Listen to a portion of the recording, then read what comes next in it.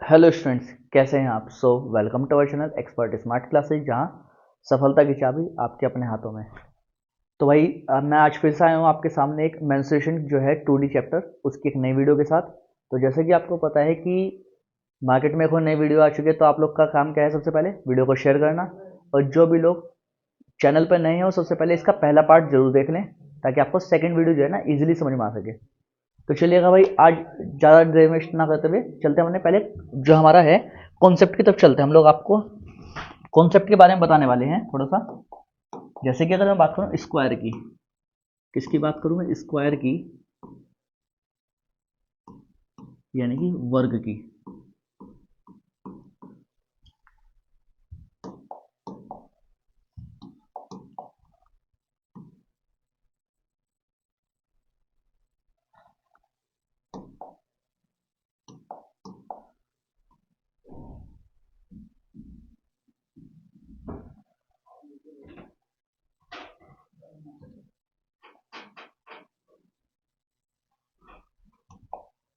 चलिएगा यहाँ पर, अब आपको पता है कि जो स्क्वायर होता है इसकी सभी साइड्स कैसी होती हैं? इक्वल होती हैं। अच्छा, दूसरी चीज क्या रहेगी? हर एक एंगल कितने डिग्री का होने वाला है? यहाँ पर हर एक एंगल होने वाला है 90 डिग्री का। तीसरी चीज क्या होने वाली है यहाँ पर? जो हमारा डायगोनल है, यानी कि D1 इक्वल्स टू हो जाएगा किसके? D2 के। सबसे पहले आप इतना नोट करेंगे,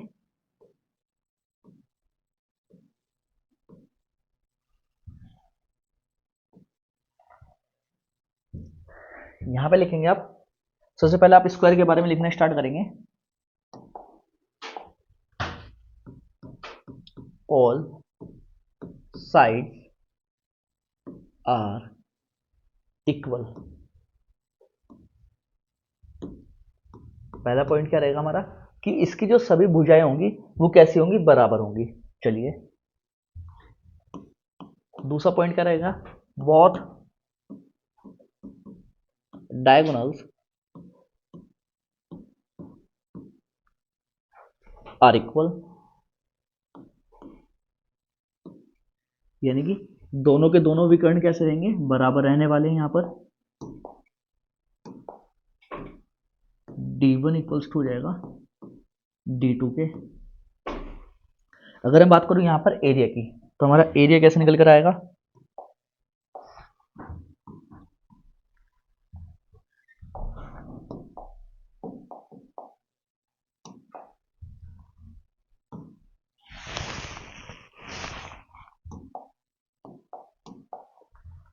अगर मैं बात करूं यहाँ पर एरिया की, तो एरिया क्या होगा इसका?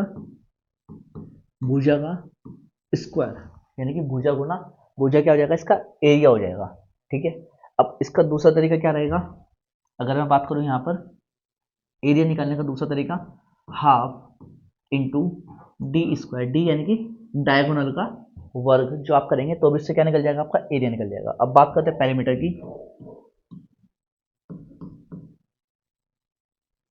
अब पेरीमीटर क्या होता है? सभी भुजाओं का योग। अब भुजाएं कितनी है इसकी? चार भुजाएं हैं, और चारों की चारों कैसी हैं? समान है। तो क्या हो जाएगा? 4 इंटू साइड्स हो जाएगा। जल्दी से नोट करेंगे आप लोग।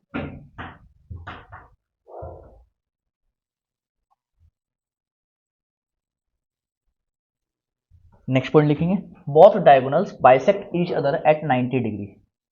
Both diagonals bisect each other at 90 degree, यानी कि दोनों ही विकर्ण एक दूसरे को 90 डिग्री के कोण पर काटेंगे। चलिए हम आगे चलते हैं थोड़ा सा।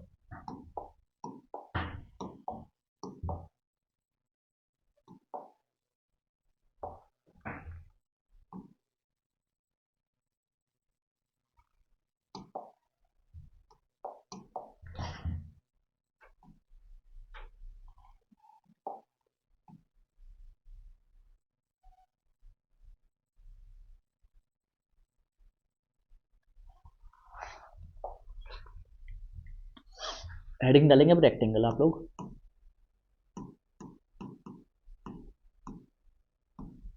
यानी कि आयत। हेडिंग क्या डालेंगे? रेक्टेंगल, यानी कि आयत। अब इसमें दो भुजाएं होंगी, एक हो जाएगा लंबाई और एक हो जाएगा चौड़ाई। ये भी लंबाई और ये हो जाएगा चौड़ाई। इतना नोट कर लिया आपने। यहाँ पे दो तरह के विकर्ण होंगे, D1 और D2। यहाँ पर भी D1 और D2 कैसे हो जाएंगे, समान हो जाएंगे। अगर मैं बात करता हूँ यहाँ पे एरिया की, तो इसका एरिया कैसा हो जाएगा, यहाँ लिख लेता हूँ मैं, एरिया की एरिया कैसा हो जाएगा इसका, L इंटू बी, इसका क्या हो जाएगा, एरिया हो जाएगा भाई। अगर मैं यहाँ पे बात करूँ इसके पेरीमीटर की, तो पेरीमीटर कितना हो जाएगा इसका, पेरीमीटर हो जाएगा इसका twice of L plus B. ठीक है, और ये सभी के सभी कैसे एंगल बनाएंगे, 90 डिग्री का एंगल बनाएंगे, सही बुझाएं।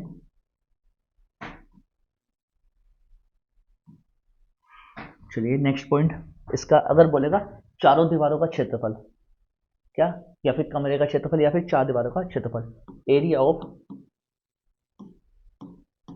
4 वॉल्स, तो क्या हो जाएगा, twice of L plus B into H हो जाएगा। जल्दी से नोट करेंगे आप लोग।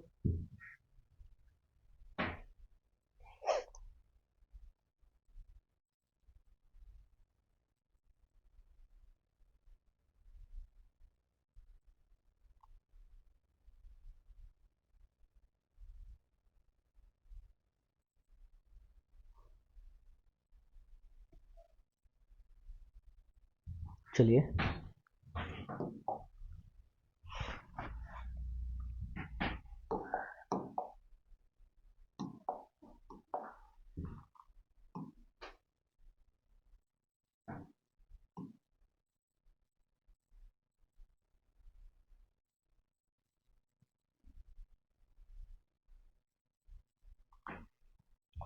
बात करते हैं यहाँ पर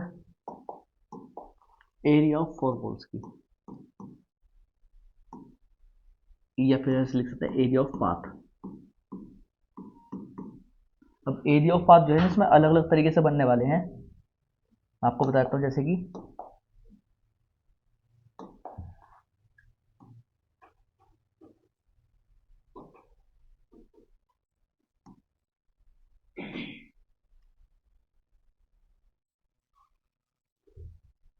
और एक बन जाएगा यहाँ पर इस तरीके से कुछ,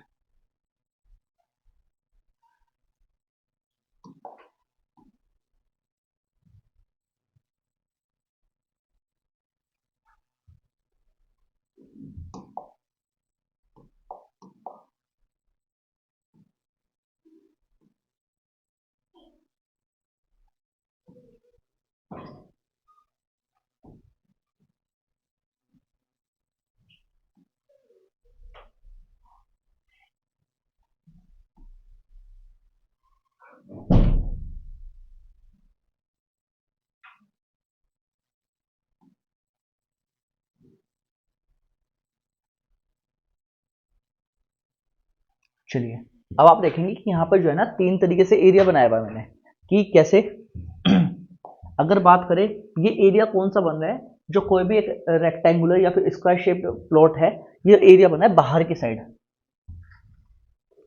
ये बन रहा है कि outer angle, OUTER, outer path. ये कौन सा बना है, इनर पाथ।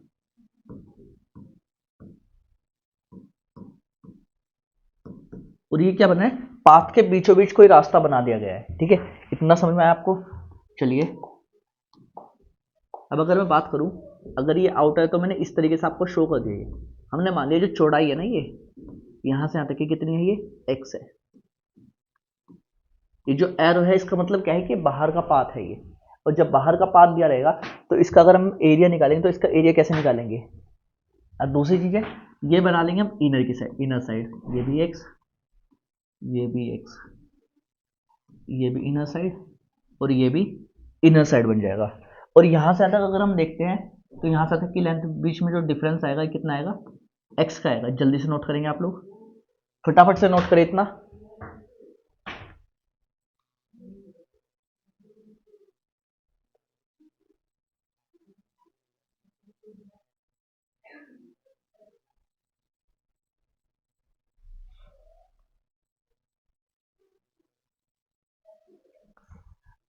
चलेगा, अब मैं इसके बारे में बताता हूँ आपको। अगर वो बात करता है आउटर पाथ की, तो इसके लिए फॉर्मूला हो जाएगा ट्वाइस ऑफ x ब्रैकेट में L plus B plus 2x। ये जब किसी भी प्लॉट के चारों ओर बाहर की साइड को ही क्या बना देगा, पाथ बना देगा, कि चलने के लिए एक फुटपाथ टाइप में रास्ता बना देगा। और जब बात करेंगे पाथ जो है ना, इसका प्लॉट के कहा बना दिया, अंदर बना दिया। आपने देखा होगा जैसे बड़ी बड़ी सिटीज में क्या होता है, कॉलोनियों के बाहर जैसे कॉलोनियां बने होती है उसके पीछे एक पार्क बना होता है, और वो क्या होता है, जो पार्क है उसके अंदर फुटपाथ बनाया जाता है। जब उसके अंदर फुटपाथ बनाएंगे तो उसका रास्ता क्या हो जाएगा, उसका एरिया निकालने का formula twice of X L plus B minus 2x। जल्दी से नोट करेंगे। और जो हमें इनर साइड पाथ, जो अंदर की साइड चारों तरफ फॉर्मूला पाथ बनाना होगा हमें, तो उसके लिए फॉर्मूला क्या लेगा, x into L plus B minus X. जल्दी से नोट करेंगे आप लोग।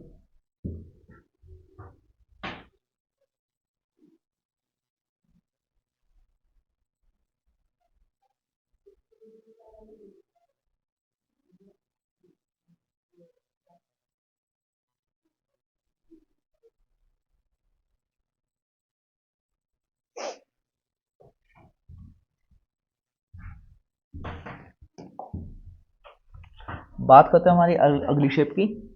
अगली शेप कौन सी, हमारी ट्रेपेजियम।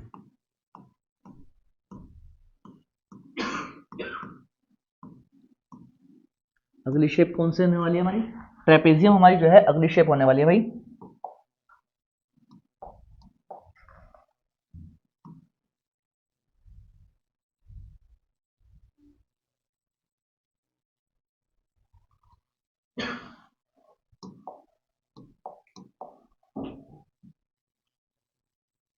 ये हमने इसके बीच में लाइन ड्रॉ कर ली। चलिए अब इसका नाम रख लेते हैं हम, ए बी सी डी। अच्छा, इसको मैं बोल सकता हूँ स्मॉल ए, इसको बोल सकता हूँ मैं स्मॉल ई। इसका नाम रख लिया मैंने ई और एफ। चलिए अब जब हमें इसका एरिया बताना होगा, एरिया ऑफ ट्रेपेजियम बताना होगा, तो इसका एरिया निकालने का फॉर्मूला क्या हो जाएगा, हाफ इंटू हाइट, ब्रैकेट में रखेंगे हम ए प्लस बी। हाइट कौन सी हो जाएगी भाई, मैं आपको बताता हूँ।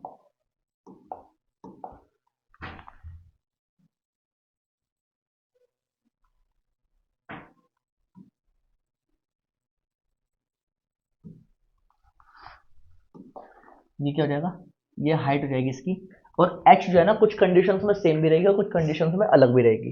तो यहाँ पे क्या हो जाएगा, half of height into sum of parallel sides, यानी कि ए और बी, ए बी पैरेलल है किसके, सी डी के, और सी डी पैरेलल है ई एफ के, सम ऑफ पैरेलल साइड्स। कई बार क्या करेगा वो, उनके बीच में एक लाइन ड्रॉ कर देगा ई एफ, और बोलेगा कि ई एफ की लंबाई बताइए। जब मुझे ई एफ की लंबाई बतानी होगी तो मैं क्या करूंगा, ए प्लस बी अपॉन 2 करूंगा मैं। जल्दी से नोट करेंगे आप लोग।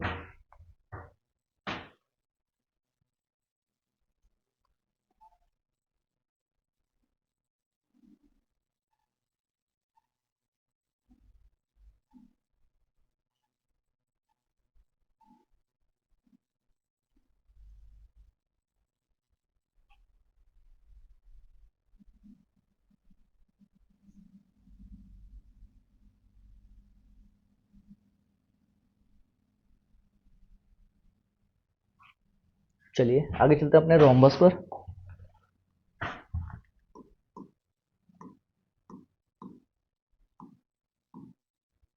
तो रोम्बस यानी कि समचतुर्भुज।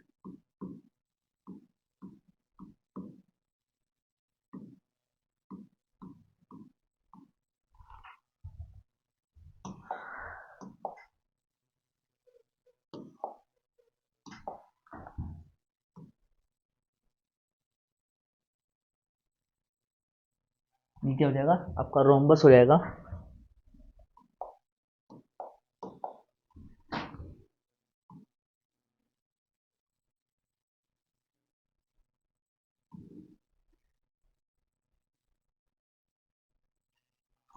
अब क्योंकि ये क्या है, ये है एक समचतुर्भुज, यानी कि इसकी सभी की सभी भुजाएं कैसी हैं, बराबर है, यानी कि ये भी हो जाएगा, ये भी ए, ये भी ए हो जाएगा, और ये भी हो जाएगा। बात करें यहाँ से आते की हो जाएगा डायगोनल 1, और ये यहाँ से तक हो जाएगा पूरा पूरा डायगोनल 2। इतना समझ में आया। अब यहाँ पे एक चीज ध्यान देंगे हम, अगर मैं इसकी नेमिंग करूं ए बी सी डी, तो यहाँ पर हो जाएगा ये वाला एंगल इसके बराबर हो जाएगा और ये वाला एंगल इसके बराबर हो जाएगा। अब बात करता हूँ, अगर मैं एरिया ऑफ रोम्बस निकालना है, मुझे क्या निकालना है, एरिया ऑफ रोम्बस, तो क्या लिखूंगा मैं, ए स्क्वायर साइन थीटा, ए स्क्वायर साइन थीटा, इसका क्या हो जाएगा, एरिया ऑफ रोम्बस हो जाएगा। पैरामीटर निकालना है, सिंपल ही है, क्या 4 इंटू साइड हो जाएगा। चलिए अगर मुझे यहाँ पे निकालना होगा डायगोनल, पहली बात समझिएगा, यहाँ पे D1 और D2 क्या नहीं होंगे, इक्वल नहीं होंगे। चीजों को समझिएगा, D1 D2 इक्वल नहीं होंगे, लेकिन मैं यहाँ पे एक चीज बताता हूं कि both diagonals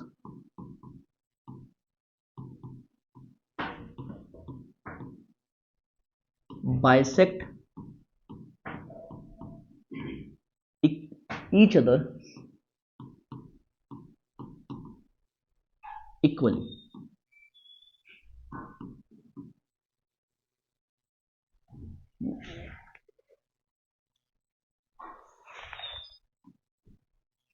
L L equally, कि दोनों डायगोनल्स जो है ना इक्वल नहीं होंगे, लेकिन जब ये इसको काटेगा ना तो ये इसको बराबर भागों में काटेगा और ये इसको बराबर भागों में काटने वाला है। इतना समझ में आया। चलिए अगर मुझे कोई भी एक साइड निकालनी होगी, यानी कि साइड का स्क्वायर बराबर क्या हो जाएगा, अंडर रूट के अंदर D1 अपॉन 2 का स्क्वायर प्लस D2 अपॉन 2 का स्क्वायर हो जाएगा। जल्दी से नोट करेंगे आप लोग।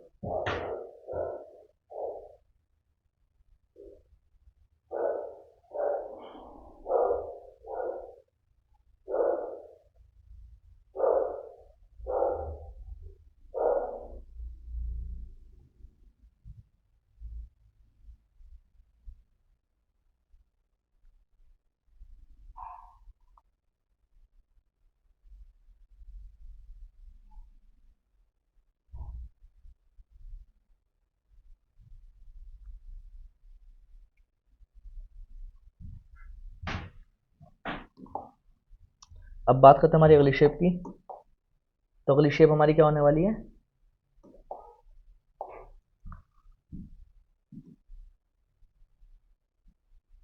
इस बार हो गई हमारी पैरेललोग्राम।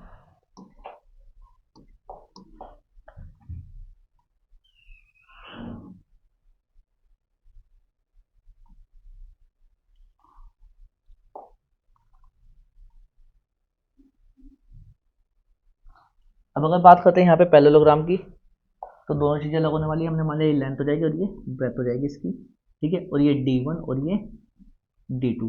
हमने मान लिया कि हमने यहाँ पे एक वो लाइन ड्रॉ कर ली,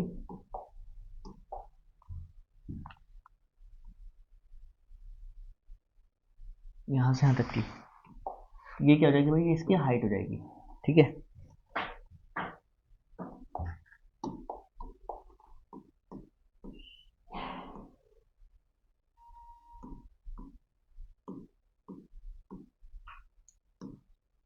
यानी कि समांतर चतुर्भुज हो जाएगा। अब इसका अगर मुझे एरिया निकालना है, तो एरिया कैसे निकालूंगा भाई, मैं इसका एरिया निकालूंगा मैं इसका कि L into B into sine theta, area निकालने का फॉर्मूला हो जाएगा इसका। चलिए अब दूसरा एरिया निकालने का फॉर्मूला क्या हो जाएगा, बेस इंटू हाइट। फॉर्मूला क्या हो जाएगा, बेस इंटू हाइट। ऐसे इसका अगर मुझे एल या फिर बी निकालना होगा, तो फिर मैं क्या कर सकता हूँ, यहाँ पे क्या करूंगा मैं, एल बराबर हो जाएगा अंडर रूट के अंदर D1 का स्क्वायर प्लस D2 का स्क्वायर। चलिए इतना आपको समझ में आया, जल्दी से नोट करेंगे आप लोग।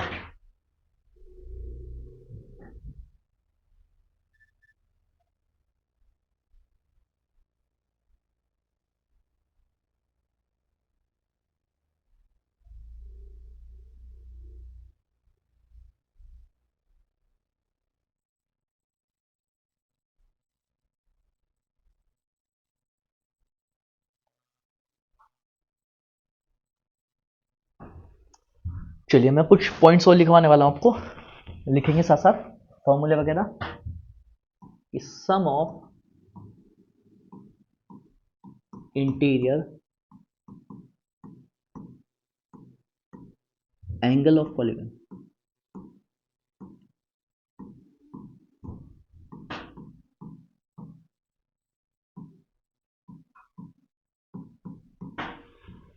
यानी कि किसी भी बहुभुज के जो आंतरिक कोण होंगे ना उनका योग कितना होगा, तो उसके लिए हम फॉर्मूला लगाएंगे। यहाँ पर फॉर्मूला क्या लग जाएगा हमारा, n-2 इंटू 180। अगर मैं बात करूं यहाँ पर मेरा आ जाए each interior angle,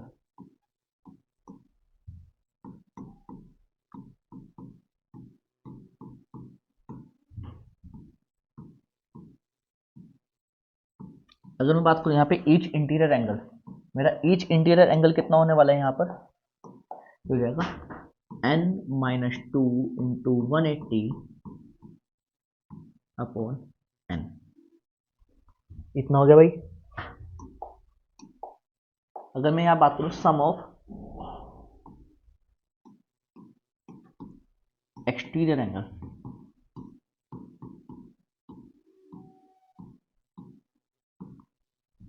sum of exterior angle, तो किसी भी बहुभुज का यानी कि पॉलीगन का एक्सटीरियर एंगल कितना हो जाएगा, 360 डिग्री।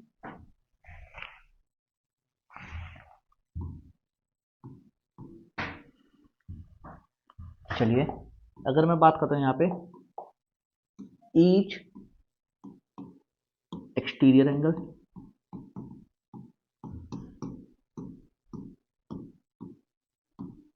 अगर मैं बात करता हूँ हर एक एक्सटीरियर एंगल कितना हो जाएगा रेगुलर पॉलीगन का, तो हो जाएगा 360 डिग्री अपॉन n। जल्दी से नोट करेंगे आप लोग।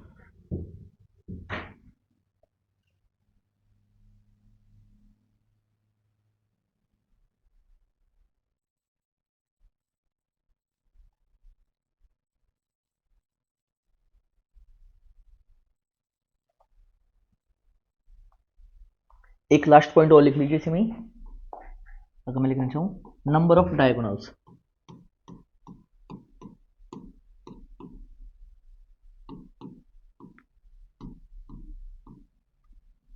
नंबर ऑफ डायगोनल्स का मतलब क्या होता है भाई, विकर्णों की संख्या। क्या होता है, विकर्णों की संख्या। कि किसी बहुभुज में अगर विकर्णों की संख्या निकालनी हो मुझे तो मैं क्या करूंगा, n इंटू n-3 अपॉन 2, क्या हो जाएगा n इंटू n-3 अपॉन 2। जल्दी से नोट करेंगे भाई आप लोग।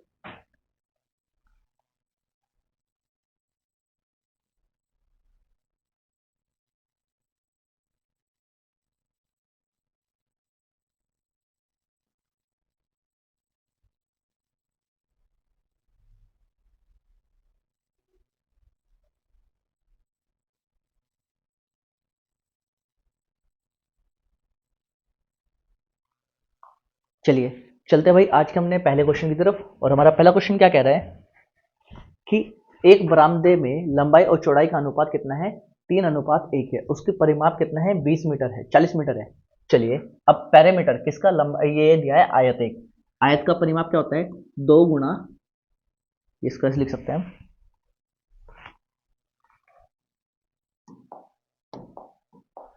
Twice of L plus B. अब एल प्लस बी ना लिख के मैं डायरेक्ट यहाँ पे क्या लिख सकता हूँ, फॉर्मूला लिख सकता हूँ यहाँ पर, यानी कि 3x प्लस 1x, यानी कि x लिख सकता हूँ डायरेक्ट में, इक्वल्स टू कितना दे दिया उसने आपको, 40 दे दिया। अब 2 से तो मैं इसको काटूंगा 20 बार जाएगा ये, यानी 3x प्लस x यानी कि 4x बराबर आ जाएगा 20, यहाँ से x बराबर आ जाएगा 5, x बराबर आ गया 5। अब उसने बोला है 24 रुपये प्रति मीटर की दर से कमरे के बरामदे में टाइल लगाने की लागत क्या कीजिए। अब टाइल लगानी है तो मुझे क्या निकालना पड़ेगा, उसका एरिया। एरिया कैसे निकलता है, एल इंटू बी, यानी कि 3x, 3 पंजे 15 गुना 5 हो जाएगा। अब इससे मुझे कितनी गुना करनी है, 24 की, क्योंकि मुझे क्या बताना है, मुझे बतानी है कि कितने रुपए लगेंगे, अमाउंट बतानी है मुझे। अमाउंट बताने के लिए क्या करूँगा, 15 गुना 5 गुना 24। अब होता है 24 पंजे 120, 15 गुना 120, जीरो ऐसे कैसी, 12 पंजे 60 की जीरो कैरी हो गया, 6 12 का 12 6 18, कितने लगे 1800 रुपये answer, which is option number first. जल्दी से नोट करेंगे भाई आप लोग।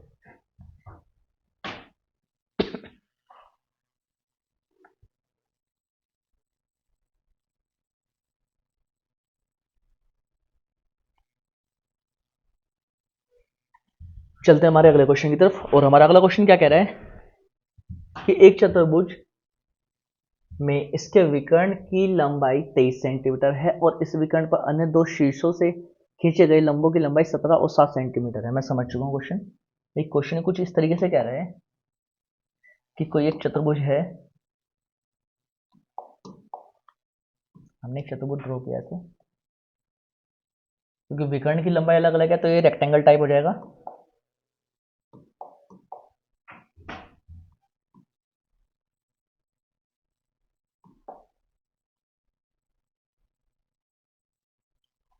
दो अलग अलग शीर्षों से दो हमने वो डाले, लंब डाले यहाँ पर।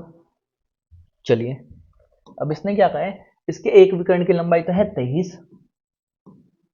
अच्छा सेंटीमीटर, और अन्य दो विकर्णों की लंबाई है 17 और 7। ये हो जाएगा 17 और ये मान लिया हमने 7, थोड़ी देर के लिए मान लिया हमने। तो इस चतुर्भुज का क्षेत्रफल याद कीजिए। अच्छा, आप एक चीज बताइए, अगर थोड़ी देर के लिए मैं इतना पार्ट हाइड कर दूं, ये जो ऊपर का ये वाला पार्ट बचा है, क्या एक त्रिभुज बन रहा है? ये मैं आपको दिखाता हूँ एक बार। अगर मैं आपको केवल इस वाले पार्ट की बात करूं,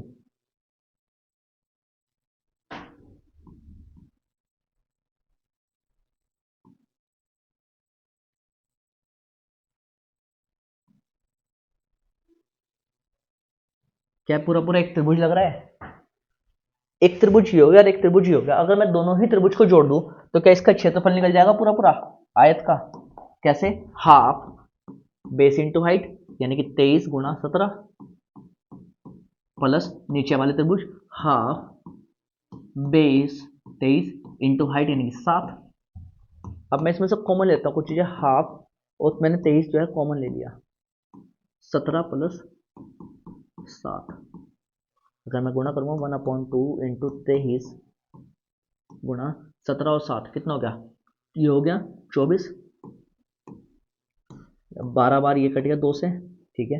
12 या 36 का 6, 12 या 36 का 6 हो गया, कैरी हो गया 3। अच्छा, 12 का 12 दूनी 24, 24 और 3 27, 276। अब ये उसने मुझसे वो पूछा था एरिया, तो उसका क्या हो जाएगा यूनिट का square, 276 centimetre square, which is option number first. जल्दी से नोट करेंगे भाई आप लोग।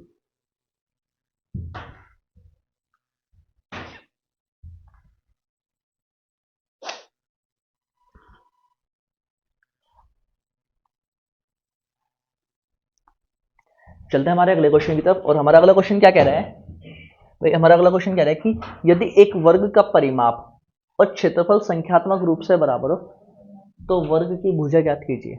हमने मान लिया भाई एक वर्ग है हमारे पास,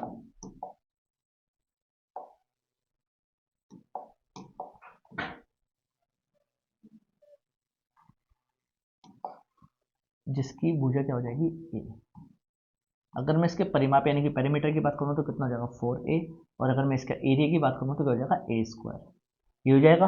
अब इसने बोला कि एक वर्ग का परिमाप और क्षेत्रफल संख्यात्मक रूप से बराबर है, यानी कि 4a बराबर कितना हो जाएगा ए स्क्वायर हो जाएगा। यहाँ से मैं a की वैल्यू निकालूं तो a बराबर कितना आ गया मेरे पास 4 आ चुका है भाई, साइड मुझे मिल गई 4। तो वर्ग की भुजा ज्ञात कीजिए, 4 यूनिट, यानी कि 4 क्या हो जाएगी, कोई भी यूनिट हो जाएगी। यूनिट को इंडिया बोलता हूँ इकाई, विच इज ऑप्शन नंबर फर्स्ट। जल्दी से नोट करेंगे भाई आप लोग।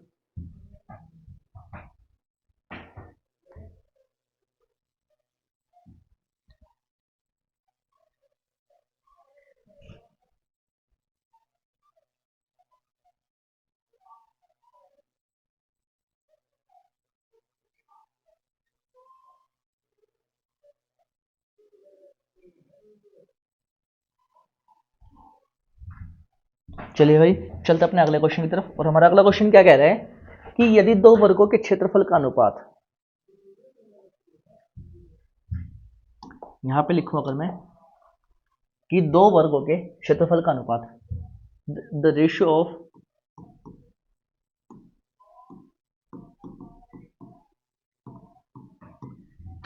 एरिया ऑफ टू स्क्वायर्स, कितना दिया उसने 169 रेशियो 196, ये दे दिया। अच्छा, अब उसका परिमाप बताना है तो मैं क्या बोल सकता हूं, the ratio of sides of square, the ratio of sides of square, कि वर्ग की भुजाओं का, जो हमारा वर्ग है कि उसकी भुजाएं जो है कितनी होगी, यानी कि under root 169 ratio under root 196। तो यहां से मुझे कितना मिल जाएगा, 13:14। अब मुझे क्या निकालना है, परिमापों का अनुपात, the ratio of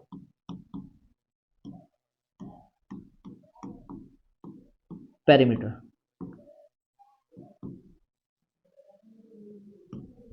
of square.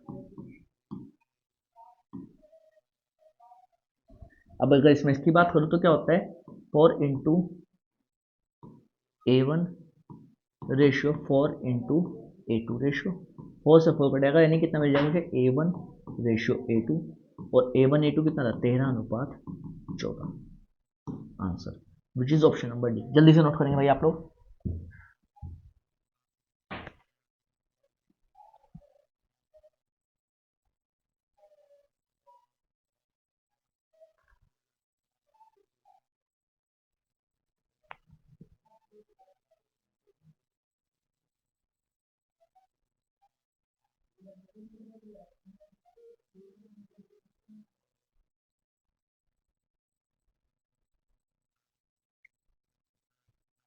चलिए भाई चलते हैं हमारे अगले क्वेश्चन की तरफ। और हमारा अगला क्वेश्चन क्या कह रहा है कि 8 सेंटीमीटर त्रिज्या वाले एक वृत्त का एक वर्ग के परिघत है। चलिए मैं बताता हूं आपको कैसे, कि 8 सेंटीमीटर त्रिज्या वाला जो है ना एक वृत्त बना हुआ है,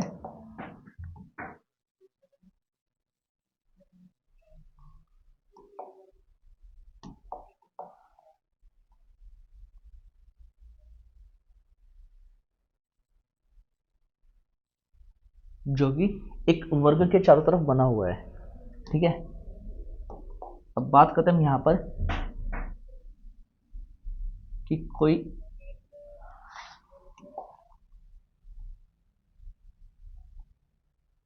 यहां पर, ठीक है, एक वृत्त जो है ना एक वर्ग के चारों तरफ बना हुआ है, जिसकी त्रिज्या कितनी है, 8 है।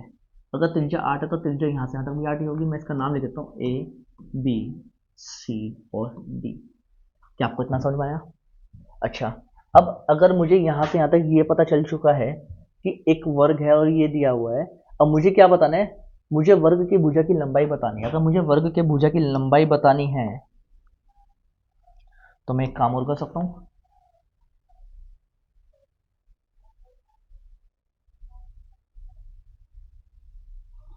यहां से मैं इसको ड्रॉ कर सकता हूं।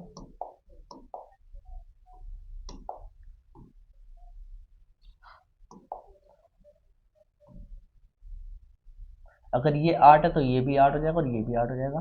तो मुझे किसकी लंबाई बतानी है, मान लीजिए मुझे लंबाई बतानी है ए बी की। तो मैं यहाँ पे आपको एक चीज बता सकता हूँ, क्या, कि भाई ए बी का स्क्वायर बराबर हो जाएगा, ठीक है, ए ओ के स्क्वायर के प्लस ओ बी के स्क्वायर के। यानी कि अगर मैं ए बी के स्क्वायर की बात करूं तो अंडर रूट के अंदर आ जाएगा ये 8 का स्क्वायर प्लस 8 का स्क्वायर,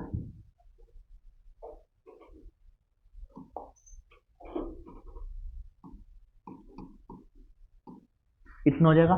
8 का स्क्वायर कितना होता है, 64 प्लस 64 हो जाएगा 128, 128। या फिर मैं इसको ऐसे लिख सकता हूँ, 64 गुना 64 को, 64 प्लस 64 को अंडर रूट के अंदर 64 गुना 2, 64 से कितना बाहर जाएगा 8 और रूट 2 ऐसा का ऐसे दे जाएगा। तो मुझे एक साइड जो मिल जाएगी वो कितनी मिल जाएगी, 8 अंडर रूट 2। जल्दी से नोट करेंगे आप लोग।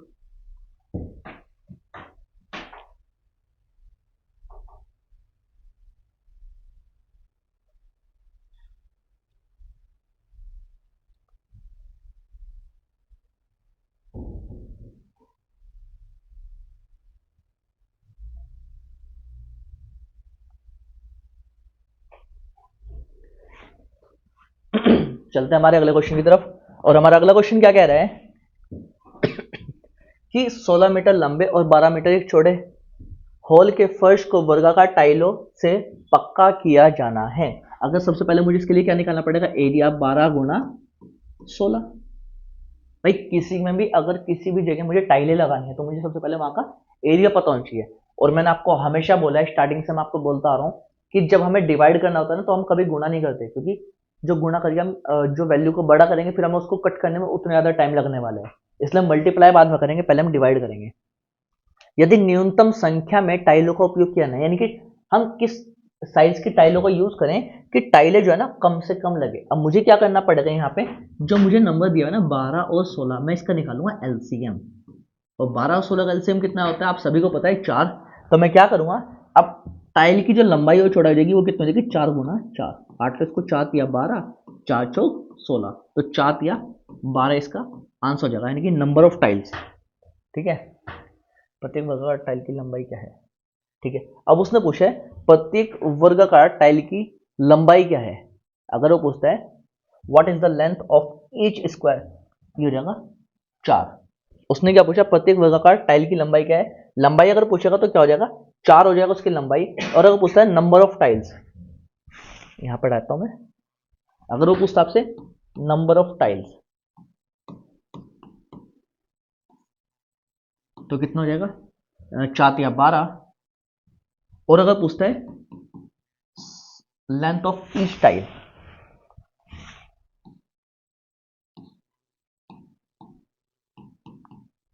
लेंथ ऑफ ईच टाइल तो कितना हो जाएगा, 4 मीटर।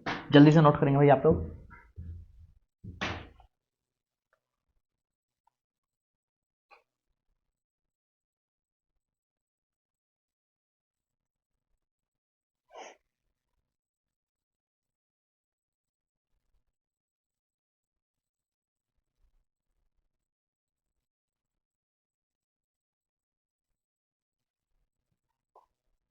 चलिए चलते अगले क्वेश्चन की तरफ।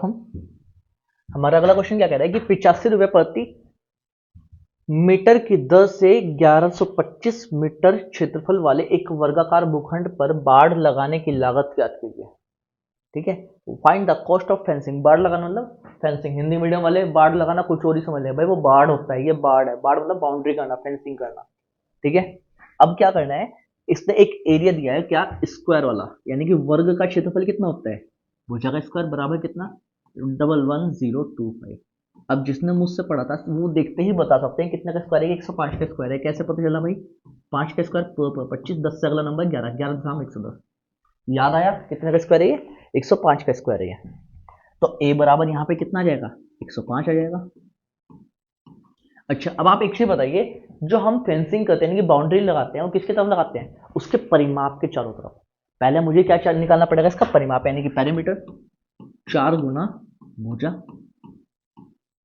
यही हो जाएगा। अब 4 गुना भुजा जब हो जाएगा, और अब बताने मुझे इसकी अमाउंट कितनी लगनी, इसमें अमाउंट कितनी लगनी है, 4 गुना 105 गुना 85, इतना हो गया। चलिए पहले गुना कर लेते हैं हम, कैसे, 105 गुना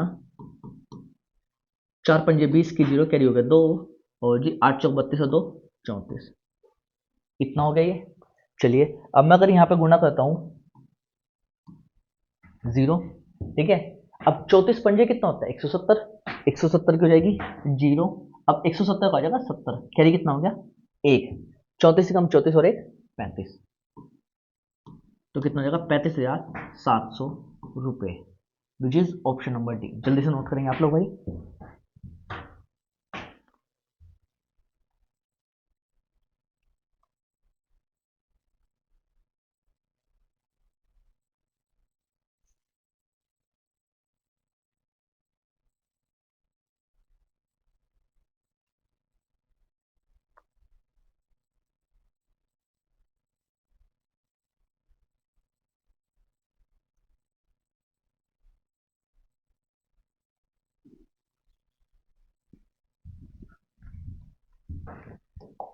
चलिए भाई चलते अपने अगले क्वेश्चन पर। एक तार के टुकड़े को मोड़कर 70 मिलीमीटर त्रिज्या का एक वृत्त बनाया जाता है। चलिए यदि तार को उस टुकड़े को मोड़कर एक वर्ग बनाया जाए तो वर्ग की भुजा की लंबाई ज्ञात कीजिए। यानी कि मैं आपको एक तरीका बताता हूँ इस क्वेश्चन को करने का, पहले समझिएगा आप। एक तार था जो कि इस तरीके से कुछ लंबा था, ठीक है। हमने इसी तार को क्या किया, एक सर्कुलर शेप दे दी। हमने क्या दे दी, एक सर्कुलर शेप दे दी इसी तार को मोड़कर। अब उसने बोला है यदि इसी तार को जो है ना सर्कुलर शेप दे ना देकर हम कैसी शेप देते, स्क्वायर शेप देते, कुछ इस तरह की शेप दे देते, तो इस स्क्वायर की जो है ना एक भुजा की लंबाई क्या होगी। इतनी बात समझ आई। अब मुझे याद है जहां तक कि मैंने आपको अब तक सर्कल के बारे में नहीं बताया है, तो मैं आपको सबसे पहले सर्कल के बारे में बताता हूँ।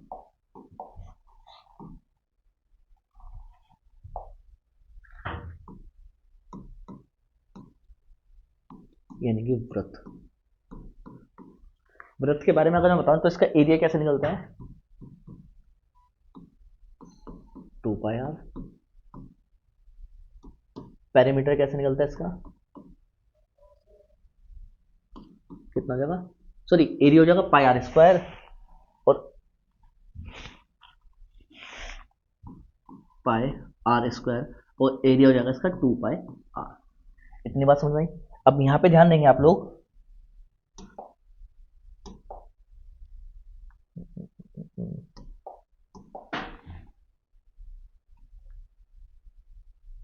कि इसकी जो सबसे बड़ी भुजा की लंबाई होगी वो क्या हो जाएगी, डायगोनल हो जाएगा इसका, या फिर डायमीटर बोल सकते हैं। डायमीटर, डायमीटर क्या होता है, इसकी त्रिज्या का 2 गुना होता है, ट्वाइस ऑफ रेडियस। या फिर अगर मैं इसको शॉर्ट में बोलूं कि रेडियस बराबर क्या हो जाएगा, डायमीटर अपॉन 2 हो जाएगा रेडियस। क्या आपको इतनी बात समझ में आई। चलिए इसको नोट करें सबसे पहले आप लोग। अब उसने क्या बोला था कि एक तार के टुकड़े को मोड़कर 70 मिलीमीटर त्रिज्या का एक वृत्त बनाया जाता है। अच्छा, यानी कि अगर इसने एक वृत्त बनाया तो मैं इसका पेरीमीटर निकाल सकता हूँ। भाई कितने मिलीमीटर त्रिज्या का वृत्त बनाया है, 70 का, तो अगर मैंने निकाला पेरीमीटर ऑफ सर्कल, या फिर सर्कल के पेरीमीटर को ना पेरीमीटर ना बोल के सर्कमफेरेंस बोल सकते हैं, CIR, circumference of circle. Circumference of circle कितना था, 2πr, यानी कि 2 गुना 22/7 गुना 70। 7 से गया 10 बार, ये 22 दूनी 44, 440, 440 हो गया भाई ये। चलिए अभी जो सर्कमफेरेंस ऑफ सर्कल है ये किसके बराबर आ जाएगा, आपका जो वर्ग है इसके पेरीमीटर के। वर्ग का पेरीमीटर कितना होता है भाई, वर्ग का पेरीमीटर होता है 4 इंटू भुजा बराबर 440, यानी कि a बराबर कितना हो जाएगा, 220। अब 220 देखिएगा ऑप्शन में है कहीं, 220 ऑप्शन में नहीं दिया गया है, सॉरी 4 गुना भुजा दिया है ना ये, तो अगर मैं इसको 4 से काटूंगा तो यहाँ से हो जाएगा 110, 11 चौक 44, 110 answer, which is option number B. जल्दी से नोट करेंगे भाई आप लोग।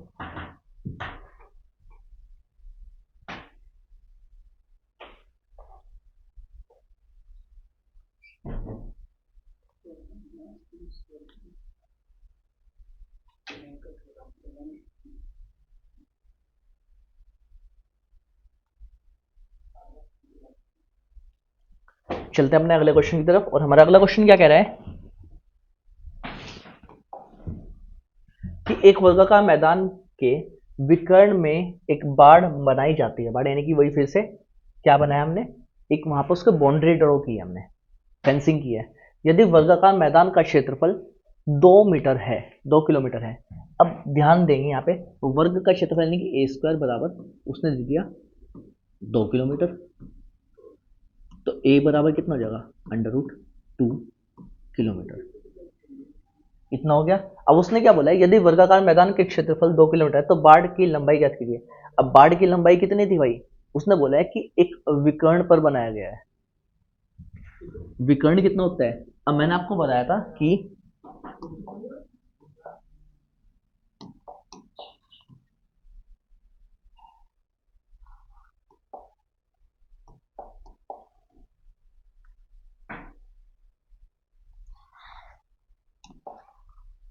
अगर ये भुजा है तो इसका डायगोनल बनाना है तो कितना हो जाएगा, a √2 हो जाएगा ये। ये हो जाएगा विकर्ण। अब मुझे क्या निकालना है, डायगोनल निकालना है इसका। डायगोनल कितना होता है, a√2, यानी कि √2 इंटू √2, तो कितना हो जाएगा 2। ठीक है, तो बाड़ी की लंबाई कितनी हो जाएगी, 2 किलोमीटर। आंसर जल्दी से नोट करेंगे भाई आप लोग।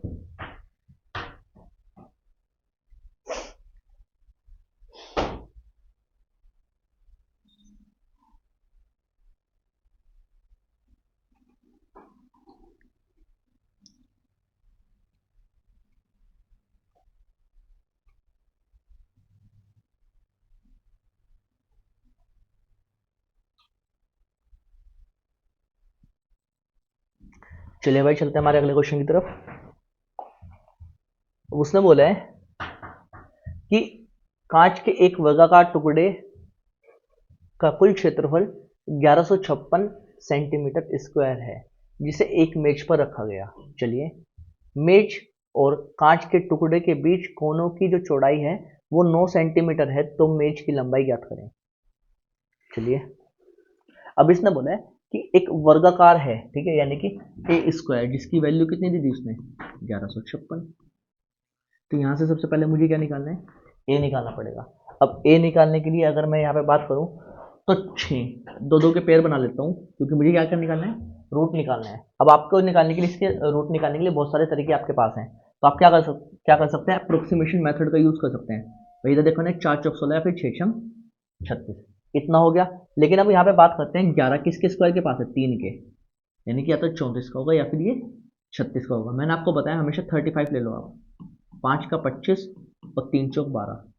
ये इससे बड़ा है कि छोटा है, अगर छोटा है भाई 1156 1225 से क्या है, छोटा है, तो हमारा कितना हो जाएगा, 34 हो जाएगा। ये कितने का स्क्वायर हो चुका है, ये 34 का स्क्वायर हो चुका है। यानी कि हमारी जो साइड आ चुकी है वो कितनी आ चुकी है आपकी, 34 आपकी आ चुकी है, साइड आ चुकी है। अब इसने बोला है कि इसे एक मेज पर रखा गया है और कांच के टुकड़े जो है दोनों साइड 9 सेंटीमीटर चौड़े हैं। चलिए, अब मैं बात करता हूं यहां पर।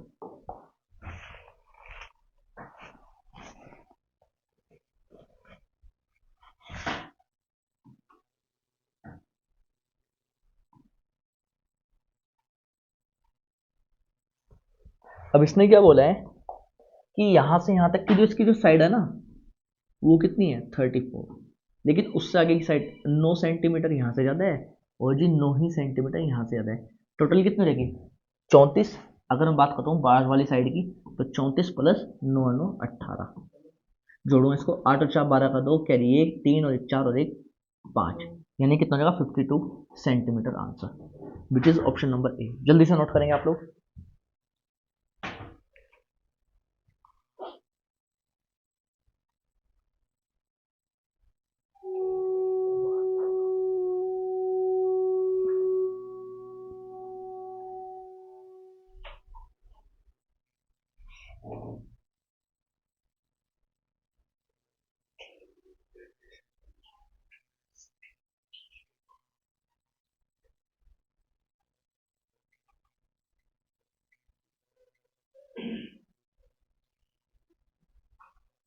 चलते हैं हमारे अगले क्वेश्चन की तरफ। हमारा अगला क्वेश्चन क्या कह रहा है कि 12 मीटर लंबे और 8 मीटर चौड़े एक फर्श को अधिकतम संभव क्षेत्र के वर्गों को डिजाइन किया जाना है। ठीक है, आवश्यक डिजाइन की संख्या ज्ञात कीजिए। चलिए मैं आपको बताता हूँ। अगर हमें डिजाइनों की संख्या ही बतानी है यहाँ पर, तो सबसे पहले हम क्या करेंगे, 12 और 8 ले लेंगे। एरिया पहले हम निकालेंगे, क्या एरिया, एरिया कितना हो जाएगा, 12 गुना 8, ये हो चुका है एरिया। चलिए, अब उसने बोला है कि हमें जो है ना इसके अधिकतम संभव यानी कि मैक्सिमम, और याद करिएगा मैक्सिमम कब निकालते हैं, मैंने आपको बताया था, जो हमें निकालना होता है एचसीएफ, और एचसीएफ किसका, गिवन नंबर्स का, 12 और 8 का। एचसीएफ कितना हो जाएगा, 4, यानी कि जो अब जो टाइल लगाएंगे हम उसकी लंबाई भी 4 और चौड़ाई भी 4, 4 दूनी 8, 4 दिया 12। मुझे क्या बताना है, नंबर ऑफ टाइल्स बताना है। तो कितना हो जाएगा, 3 गुना 2 बराबर 6। Answer which is option number B. जल्दी से नोट करेंगे भाई आप लोग।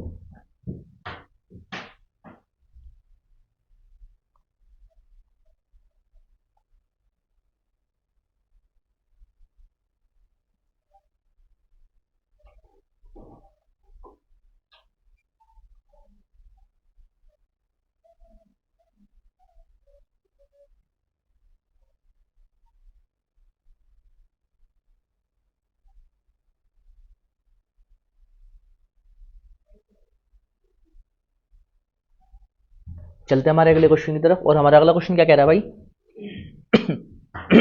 कि एक आयत का क्षेत्रफल एक वर्ग के क्षेत्रफल के बराबर है, यानी कि जो है ए स्क्वायर बराबर कितना हो जाएगा, एल इंटू बी के हो जाएगा भाई,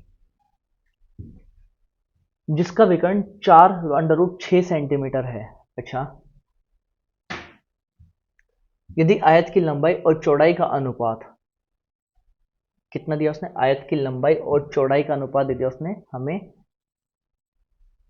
चलो सबसे पहले हम इसकी बात करते हैं। अब इसने दिया है वर्ग का विकर्ण, यानी कि डायगोनल दिया है इसने, जिसका वर्ग का कितना दिया है, 4√6, और हमारे अकॉर्डिंग कितना होता है, a√2 होता है भाई, यही तो होता है। अब 4√6 को मैं कैसे लिख सकता हूं,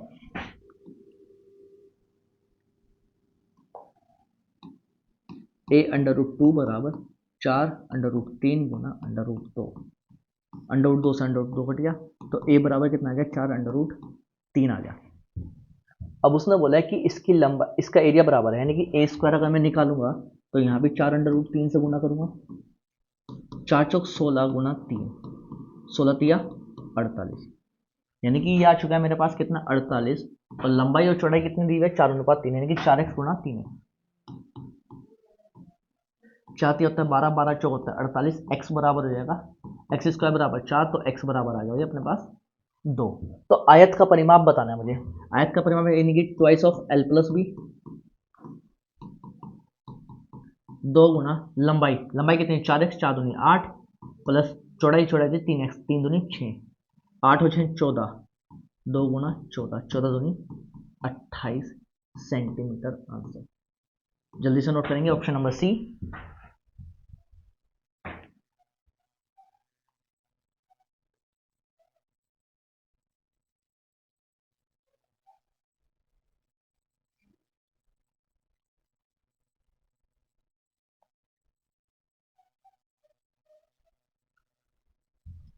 चलिए भाई चलते हमारे अगले क्वेश्चन की तरफ। एक आयताकार भूखंड के विकर्ण का विकर्ण और एक भुजा क्रम से 65 और 63 मीटर है। अच्छा, आयताकार भूखंड बोला है इसने। अब मैं यहाँ पे बात करूँ अगर आयत की,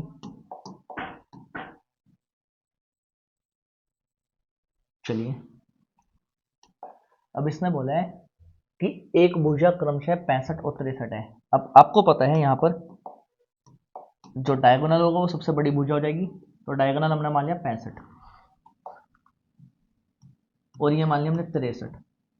ये बताना है मुझे सबसे पहले। आपको याद होगा मैंने हाइपोटेनियस के साथ साथ एक ट्रिपलेट भी होता थी, जिसे मैंने आपको बताया था 16, 63 और 65। याद आया कुछ? या अगर आपको नहीं भी पता तो आप क्या करेंगे, इसका स्क्वायर में से इसका स्क्वायर माइनस कर देंगे,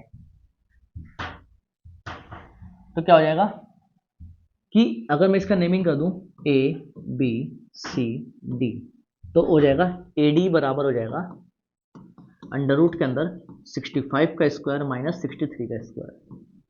65 का स्क्वायर 5 पंजे 25 का 5 कैरी कितना हो गया 2, 5, या फिर डायरेक्ट हम कर सकते हैं इसको कि अगर हमें 5 वाला स्क्वायर निकालना है तो 5 पंजे 25 और 6 सत्ते 42 माइनस 3 तिया 9, 6 तिया 18 दूनी 36 का 6 भाई, 3 दिया 9, 6 तिया 18, 18 दूनी 36 का 6 कैरी हो गया 3, 6 6 3 39, तो हो जाएगा अंडर रूट के अंदर 15, 15 में से 9 गया 6, यहाँ कितना बच गया 1 हासिल 11, 11 में से 6 गए 5, यहाँ पे कितना बच गया भाई 1, 1 हासिल फिर से 11, 11 में से 9 गए 2, 256, 256 किसका होता है 16, मैंने आपको भी बताया था 16। ये चीज मैं आपको पहले ही बता चुका था डायरेक्ट मेथड से, ठीक है। अब इसने बोला आयताकार भूखंड का परिमाप, परिमाप कैसे निकलता है, twice of l plus B, यानी कि अगर मैं करूं 2 गुना 16 प्लस 63, 2 गुना 6 3 9, 6 और 1 7, तो कितना जाएगा 9 दूनी 18 का 8 हासिल लगे 2 से 14 और 1 15, 158 metre, which is option number A. जल्दी से नोट करेंगे भाई आप लोग।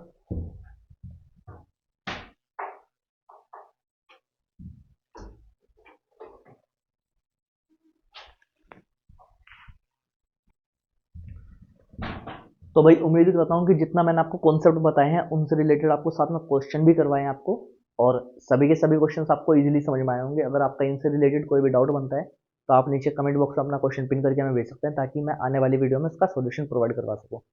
और मैंने आपको साथ ही साथ मैंने कॉन्सेप्ट भी बताए हैं आपको सभी से रिलेटेड। अगर कोई भी क्वेश्चन हो आप यहाँ से कॉन्सेप्ट कॉपी करें और उसको सोल्व करेंगे तो इजीली सोल्व हो जाएगा वो। तो चलिएगा भाई, उम्मीद करता हूँ कि आपको सभी कुछ समझ में आया होगा।